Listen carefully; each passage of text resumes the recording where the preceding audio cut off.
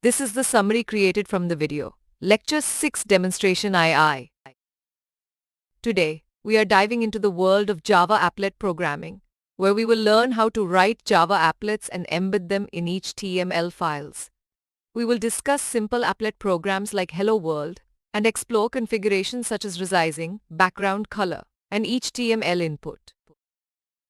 Let's start by creating a simple Java applet with import statements, a class name, and a paint method.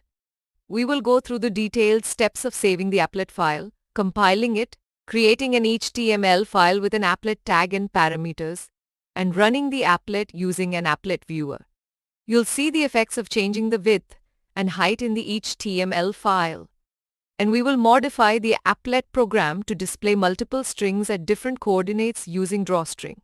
After each code change, we will recompile the applet and run it again to observe the updated output. In this segment, we will demonstrate how to compile and view applet programs in HTML files using an applet viewer. We will showcase two applet programs, one displaying text at specific coordinates, and another with a customizable title bar. The title bar text is set in the HTML file using the title tag and is visible in the applet viewer window. We will highlight the differences between the applet viewer and browser implementations for displaying the title bar. Additionally, we will introduce the concept of methods in applets, building upon the 5 methods discussed in the previous lecture. Now, let's explore the usage of the init method in Java applets for resizing and setting the background color. We will utilize the resize 300 and set background color .yell or w methods within the init method to configure the applet window. We will show you how to compile the applet code and embed it within an HTML file for execution. You'll see how modifying the init method parameters and recompiling allows us to change the applet size and background color. In this chapter, we will demonstrate how an applet can take input message and display it at a specified XY location read from the HTML file. The X and Y coordinates, as well as the message string, are read from the HTML using the getParameter method. The parseInt method is used to convert the string values to integers for the X and Y coordinates.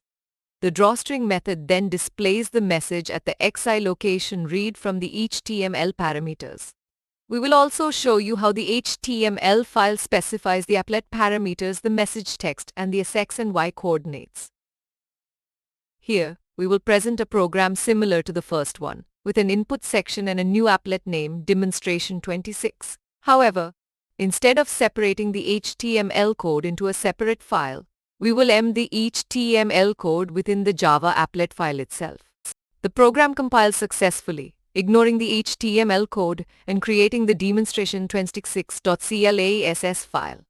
We can then run the applet without an HTML file using the applet viewer, which interprets the class file and executes the HTML tags, such as applet code demonstration 26.class. In summary, applets enable interactive Java programs to be integrated into web pages. We learned how to customize applets by setting their size, color, and title through code. Additionally, we discovered how to pass parameters from HTML to the applet program and even embed HTML code within the applet file, allowing single-file execution. The applet viewer provided a convenient way to run and test applet programs. Although applets face limitations and have been replaced by newer technologies in modern web development. Please stay tuned for more summary videos.